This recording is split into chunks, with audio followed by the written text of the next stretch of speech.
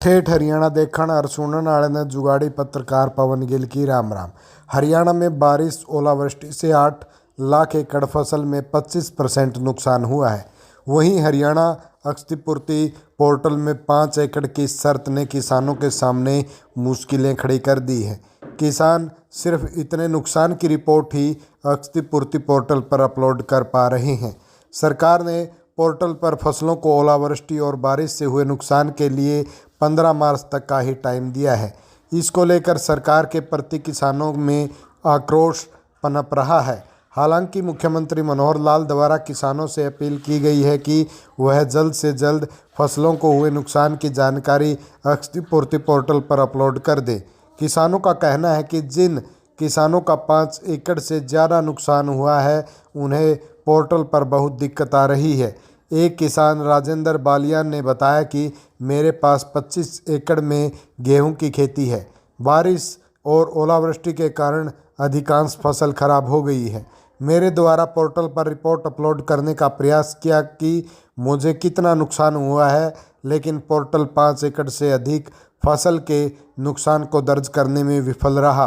किसानों के अनुसार वर्तमान में वे केवल 5 एकड़ तक के नुकसान के लिए रिपोर्ट जमा करा सकते हैं और परिणाम स्वरूप बड़ी संख्या में किसान अपने खेतों में हुए नुकसान की मात्रा अपलोड करने में असमर्थ हैं, जिससे उनमें आक्रोश पैदा हो रहा है। किसानों ने सरकार से फसल नुकसान को लेकर 5 एकड़ तक अपलोड करने की सीमा को बढ़ाने की मांग की है।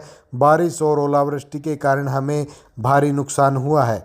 सरकार को किसानों को वास्तविक एकड़ जमीन अपलोड करने की अनुमति देनी चाहिए जहां उन्हें नुकसान हुआ है। सरकार ने सोमवार को घोषणा की है कि किसानों के लिए 15 मार्च तक अपने दावे दर्ज कराने के लिए पोर्टल खुला रहेगा।